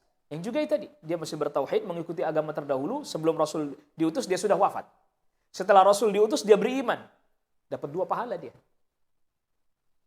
وَسَتَفْتَرِكُ هَذِهِ الْأُمَّةِ عَلَى 73 فِرْقَةٍ. Umat ini akan terpecah menjadi 73. Ini lebih banyak ya. Umat terdahulu Yahudi 71, An-Nasara 72, umat ini 73. Ala 73 firqah. Kulluha finnar, semuanya diancam. Diancam. Kita pakai bahasanya tetap diancam. Karena yang namanya kekeliruan dan penyimpangan bertingkat-tingkat, tidak pada setingkatan. Illa wahidah, kecuali satu. Di dalam riwayat yang lain, Rasul sallallahu alaihi wasallam ditanya, "Ya Rasulullah, manil firqatun najiyah?" Wahai Rasul, siapakah kelompok yang selamat itu? Nah, dari sini diambil kata al-firqah an-najiyah. Lalu kemudian Rasul sallallahu alaihi wasallam menjawab, "Man kana ala mithli ma ana alaihi al-yaum wa ashabi." Yaitu mereka yang mengikuti aku dan para sahabatku. Seperti yang aku pegang dan para sahabatku. Di dalam riwayat yang lain, Rasul sallallahu alaihi wasallam sebutkan al-jamaah. Siapakah yang selamat Rasul? Al-jamaah. Rasul sebutnya al-jamaah. Tapi kan Rasul sallallahu alaihi wasallam sebutkan juga dalam hadisnya Irbad bin Sariyah. Fa innahu may ya'ish minkum ba'di fasayara ikhtilafan katsira. Fa 'alaikum bisunnati.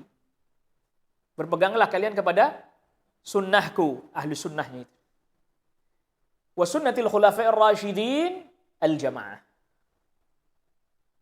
Dan maka yang dimaksud dengan jamaah di sini adalah ya jamaatus sahabah. Karena di hadisnya ma ana alaihi al-yaum ma ana alaihi al-yaum wa ashabi. Ma ana alaihi al-yaum wa ashabi.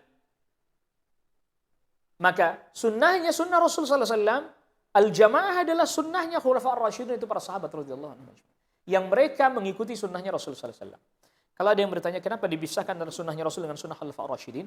Karena di masa Khulafaur Rasyidin nanti ini banyak terutama di akhir masa kekhalifahan Utsman bin Affan radhiyallahu anhu banyak terjadi fitnah. Nah, di situ kita lihat bagaimana Khulafa Ar-Rasyidin, sahabat Utsman bin Affan, sahabat Ali bin Abi Thalib menghadapi fitnah itu. Yang itu kemudian sunnah mereka menjadi panduan kita untuk memahami sunnah Rasul sallallahu alaihi wasallam ketika menghadapi fitnah. Ya, jadi al-firqah najiyah karena memang ada hadis. Siapa firqah najiyah itu? Rasul. Lalu kemudian ahlus sunnah wal jamaah, yaitu tadi ma'ana yang dikatakan tadi al-jamaah. Rasul sallallahu alaihi wasallam hiyal jamaah. Siapa yang selamat? Al-jamaah. Di hadisnya Irbad bin Sariyah, fa'alaikum bisunnati. Maka muncul istilah ahlus sunnah apa? Wal jamaah. Istilah ahlus sunnah wal jamaah mengikuti sunnah Rasul dan jamaatis sahabah. Lalu kemudian at-ta'ifah al-mansurah. Dari mana kata-kata mansurah? Yaitu dari sebagian hadis.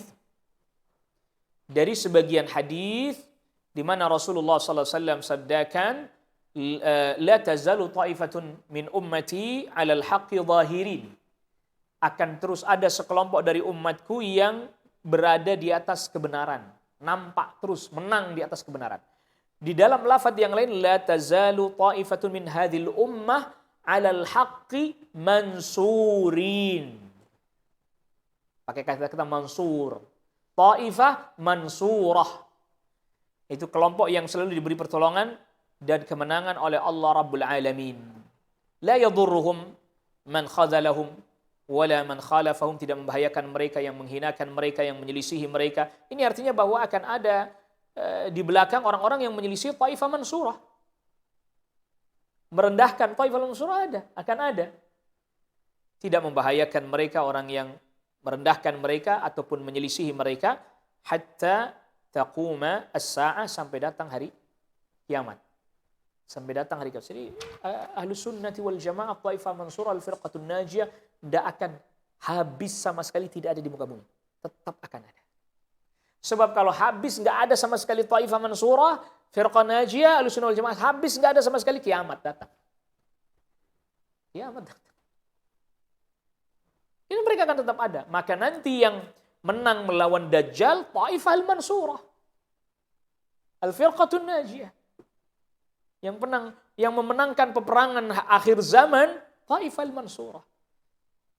Yang akan memenangkan peperangan lawan Dajjal, Taifah al-Mansurah. Bagaimana ciri-cirinya mereka? Yang pertama, ya akidahnya mereka hak, berada di atas kebenaran. Dan dimaksud oleh Nabi sallallahu alaihi wasallam, la yadurru man khadalahum wala man khalafahum, tidak akan bisa ada siapapun dari kalangan penentang Ahlus Sunnati wal Jamaah yang merusak Ahlus Sunnah wal Jamaah sehingga mereka menyelenceng dari kebenaran, enggak ada. Dia Ahlus Sunnah, walaupun sedikit ya. Walaupun jumlahnya apa? Sedikit, akan terus ada dan tidak akan sirna, habis sama sekali di muka bumi, enggak ada Ahlus Sunnah wal Jamaah, tidak. Ya. Dan para ulama katakan yang berhak menjadi firqah najiyah ya ahlul hadis was sunnah. Ya ahlul hadis was sunnah, ahlus sunnah. Siapa lagi kalau bukan mereka? Dari situlah diambil istilah ahlus sunnah wal jamaah. Nah, istilah ini kalau ada orang bertanya, bagaimana dengan muslim? Istilah Islam, muslim. Ya ahlus sunnah wal jamaah itu muslim. Tetapi ketika ada perselisihan yang banyak, maka kemudian terjadi perpecahan di dalam internal kaum muslimin. Sehingga kemudian diperlukan pembeda lagi. Di zamannya para sahabat nggak perlu ada istilah ahlus sunnah wal jamaah. Mereka muslimun. Ya ahlus sunnah pastinya mereka. Karena di masa itu yang menjadi kontranya kaum muslimin, muslim, mukmin, munafik. Munafik juga secara zahir muslim. Tapi dalam hatinya apa? Nggak mengimani. Makanya dia secara zahir. Jadi yang ini misalnya kita istilahkan dengan istilah muslim mukmin, para sahabat. Kalau yang ini muslim munafik. Secara zahir Islam tapi batinnya nifaq. Muslim munafik. Lalu kemudian ada musyrik kafir. Musyrik lagi kafir. Musyrik lagi kafir masuk di dalamnya ahlul kitab. Masuk di dalamnya musyrikin selain ahlul kitab. Jadi jelas, ini mustalahat ini harus jelas dulu. Jadi istilah-istilah ini harus jelas. Kalau tidak jelas nanti rancu kita. Jadi pembahasan terkait dengan ini rancu kalau nggak dijelaskan istilah-istilahnya. Al-ghuraba ya na'am. Al-ghuraba kan para sahabat dulu ghuraba. Yang Rasul sallallahu alaihi wasallam sabdakan, badal Islamu ghariban wa sayaudu ghariban kama bada. Fatuba lil ghuraba. Islam datang asing. Lah Islam yang dimaksud adalah at-tauhid was sunnah. Jadi kalau kita dengar kata Islam, maka makna yang harus kita fahami dan terbersit dalam benak kita at-tauhid dan sunnah. Itulah Islam. Nah, ketika Islam pertama kali datang di Mekah dibawa oleh Rasul sallallahu alaihi wasallam tauhid kan. Dengan makna tauhid, meninggalkan kebiasaan orang tua terdahulu, mengikuti sunnah Rasul dengan bertauhid. Asing nggak sama mereka itu? Ini kan ini udah dari dulu. Orang tua kita dahulu. Asing. Pertama kali asing. Lalu kemudian lama-kelamaan Islam jaya jadi nggak asing. Orang berbondong-bondong masuk ke dalam agama Islam. Bertauhid kepada Allah Subhanahu wa Ta'ala. Jadi nggak asing. Lalu kemudian surut lagi kan. Surut artinya sedikit demi sedikit, tahap demi tahap penyimpangan terjadi. Mulai jadi asing lagi. Al-ghuraba. Jadi asing lagi. Jadi asing lagi. Jadi asing lagi. Bahkan sampai hari ini tauhid pun jadi asing. Bagi sebagian kaum muslimin sendiri. Asyirkul akbar dijadikan ibadah yang terbesar bahkan. Mestinya itu dosa yang terbesar, malah hari ini dijadikan ibadah yang terbesar. Asing nggak itu? Akhirnya kemudian disebut, oh itu mah tauhidnya Wahabi, ya itu. Sampai ada istilah itu tauhidnya Wahabi, Allah musta'an.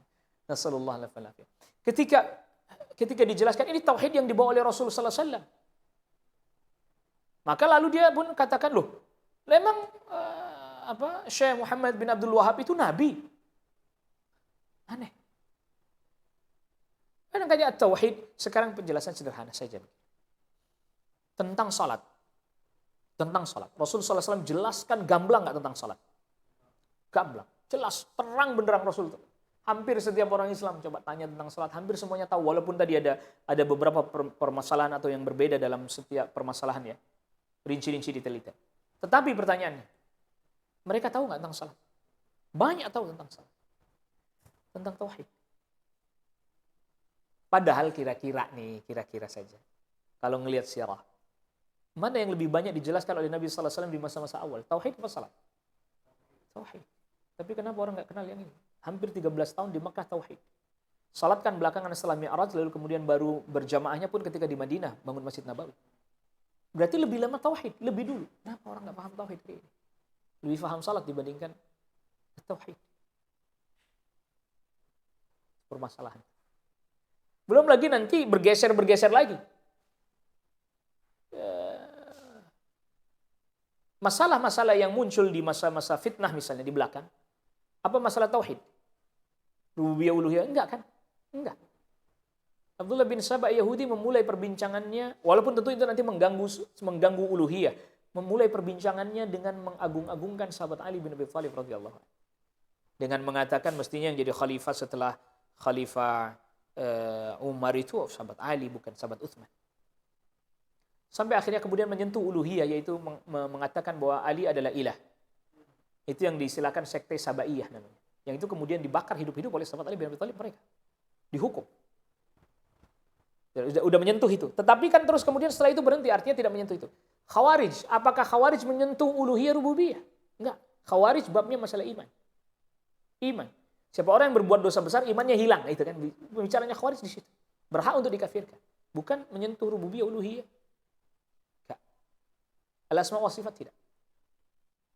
Lalu kemudian yang tadi misalnya Khawarij, lalu kemudian benih-benih Syiah Rafidhah sudah ada. Walaupun kemudian para ulama katakan itu menguatnya pada setelah terbunuhnya Husain. Rafidhah itu lebih menguat di situ, tapi sebelumnya benihnya sudah ada. Lalu kemudian Qadariyah. Qadariyah ini juga muncul, sebagian para sahabat junior masih hidup seperti Abdullah bin Umar. Qadariyah ini mengingkari sebagian rububiyahnya Allah. Karena takdir itu bagian daripada kekuasaan Allah, bagian daripada rububiyah. Ya. Artinya dalam masalah uluhiyah belum begitu bermasalah ini. Penyimpangan. Di belakang lalu muncul lagi misalnya seperti Jahmiyah mulai mengingkari, membicarakan tentang nama dan sifat Allah. Yang ini kemudian yang lebih banyak cabang-cabangnya. Ada Mu'tazilah yang menolak sifat, menetapkan nama. Ada lagi nanti di bawahnya ada macam-macam, ada Kullabiyah, ada Asy'ariyah, ada Maturidiyah, menerima sebagian, menolak sebagian. Jadi ini cabang yang banyak. Ke bawah cabang yang banyak. Lagi-lagi. Ini mereka secara umum rububiyah tidak menolak. Secara umum dari sisi uluhiyah pun benar. Tapi tentu itu butuh kajian panjang. Karena nanti ada beberapa nukulat dari para a'immah. Misalnya dari Imam Al-Maturidi, Abu Mansur Al-Maturidi, itu menetapkan rububiyah, menetapkan uluhiyah. Tapi nanti dalam bab al-asma wa sifat, dalam bab sifat ini yang mulai kemudian terjadi permasalahan atau sebagian permasalahan lain. Seperti al-qadar. Maka dari sini kita bisa simpulkan beberapa poin penting yang perlu kita pahami. Yang pertama, tentang il-iman. Al-Khawarij itu bermasalah tentang masalah al-iman. Musammal iman. Apakah iman itu hilang sama sekali kalau orang melanggar iman, dosa besar berarti hilang sama sekali, atau masih ada dan seterusnya. Mu'tazilah juga sama nanti dalam bab itu. Cuman bedanya dia nanti orang yang dosa besar nggak taubat mati, tempatnya nggak di surga, nggak di neraka, di tengah-tengah dia. Nggak di surga, nggak di neraka. Nah ini sekilas tentang al-firaq ya. Itu kalau kita bahas satu persatu akan panjang. Tetapi apa yang dilakukan oleh Syekhul Islam Ibnu Taimiyah di dalam risalah ini menarik. Metode yang dilakukan oleh Ahlus Sunnah adalah jelasin dulu akidah Ahlus Sunnahnya, kita faham, kita mengerti, kita kuat, kita kokoh. Baru kita membantah al-firqah yang lain. Firaq yang lain. Kalau kita tentang akidah Ahlus Sunnahnya nggak kuat, nggak kokoh, lemah, lalu kemudian kita sibuk membantah syubhat, bisa jadi kita yang terkena syubhat. Gitu ya. Jadi metodenya para ulama Ahlus Sunnah ini begini. Menyebutkan permasalahan dulu dalam akidah Ahlus Sunnah, kuat, kokoh, ngerti, faham, baru kemudian kita bisa mendeteksi kesesatan. Karena kesesatan itu la hasralah, nggak ada batasannya. Ada firqah ini nanti pecah lagi, jadi ada firqah yang lain lagi, pecah lagi, dan seterusnya. Maka di hadis yang disebutkan 71, 72, 73 itu bukan hasar, bukan pembatasan. Tetapi itu adalah contoh bahwa perpecahan akan terjadi banyak. Karena nanti setiap firqah bisa bercabang lagi, punya cabang lagi. Berpecah lagi. Kayak jaringan gitu ya. Jadi ini firqah besarnya, nanti ada firqah kecil-kecilnya lagi di bawahnya. Dengan penyimpangan yang berbeda-beda lagi. Wallahu ta'ala a'lam wa a'lam. Jadi pada permulaan atau muqaddimahnya Asy-Syaikh ketika membicarakan tentang risalah ini atau hendak membahas risalah ini, beliau jelaskan dulu bahwa Ini adalah akidahnya al-firqatun najiyatul mansurah ila qiyamis sa'ah ahli sunnah wal jamaah. Nah, satu poin penting lagi sebelum kita ada sesi tanya jawab ada? Enggak ada.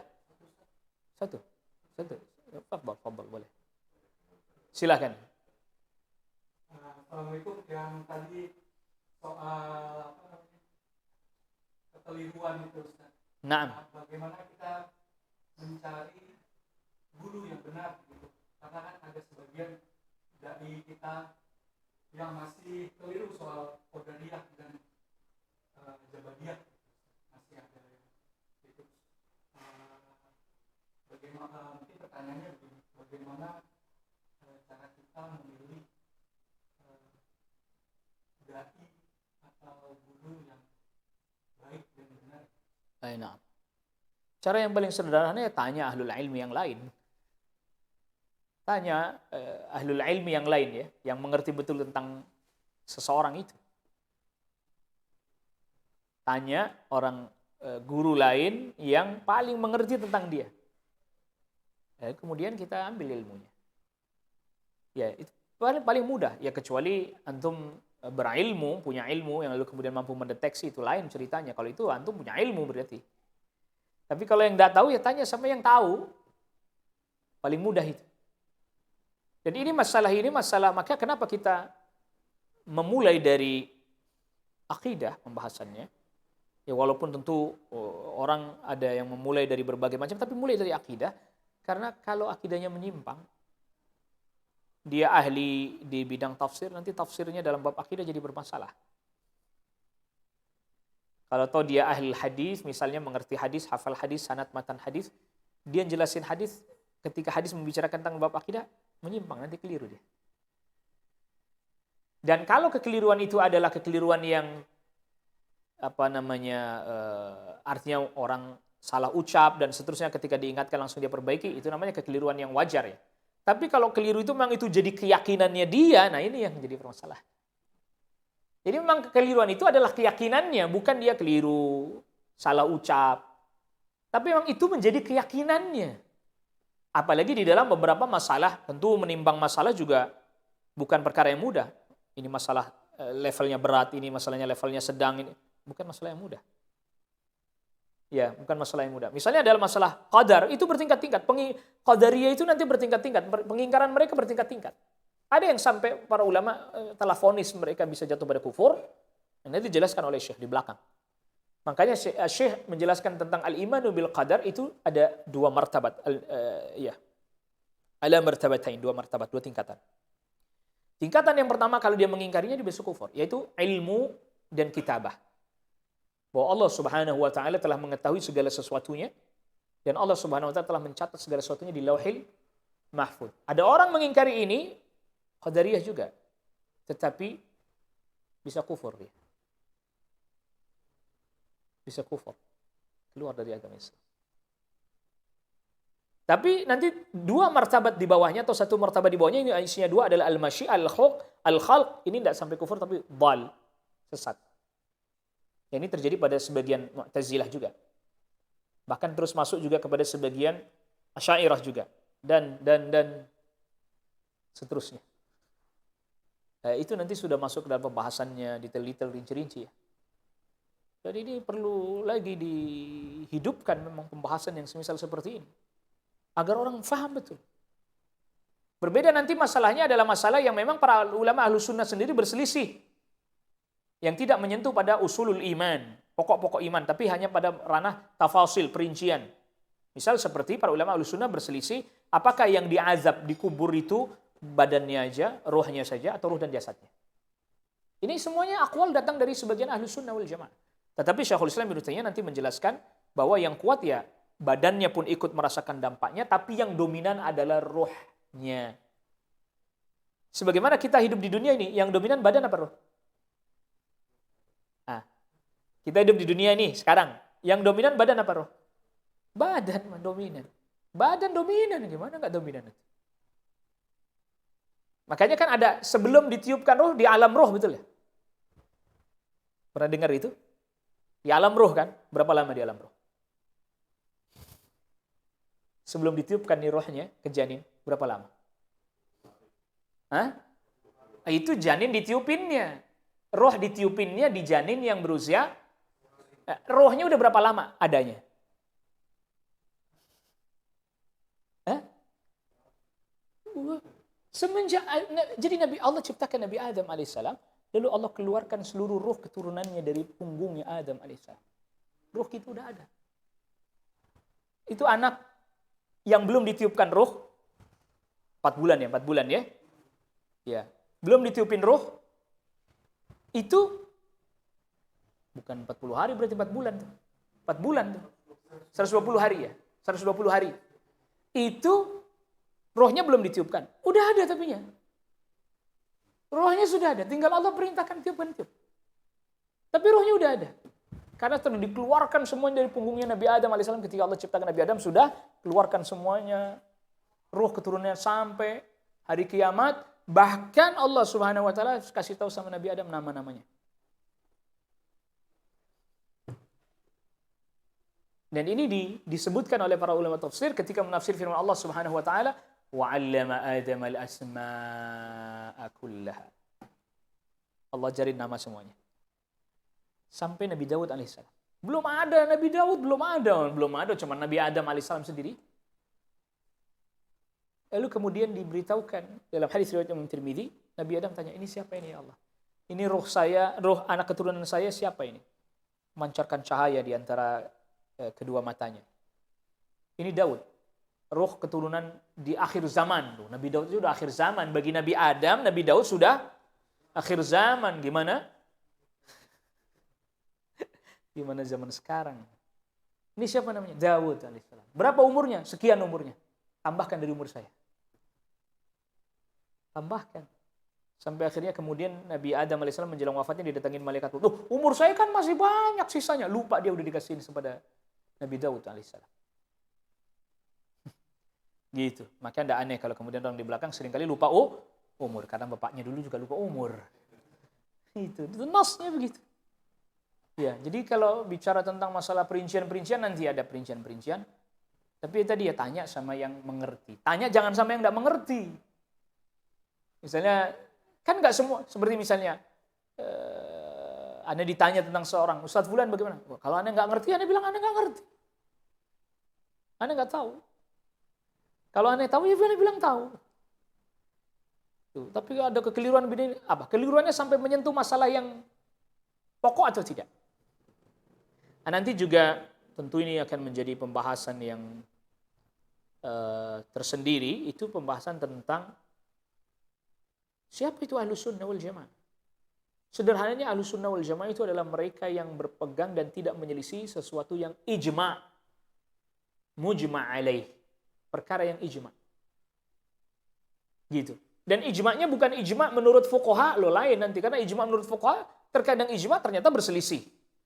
Dikira berselisih, ternyata ijma' itu permasalahan ijma' dari kalangan para fuqaha itu. Ini kita ijma' bicara tentang masalah akidah dan metode menetapkan akidah. Itu perkara-perkara ijma' itu. Mujma' alaih. Seperti maka tadi kita sudah katakan, ijma' hadis ahad diterima dalam masalah akidah ijma'. Maka nanti ada kelompok yang menyelisih itu. Sehingga mereka katakan masalah akidah nggak boleh hadisnya ahad, harus mutawatir.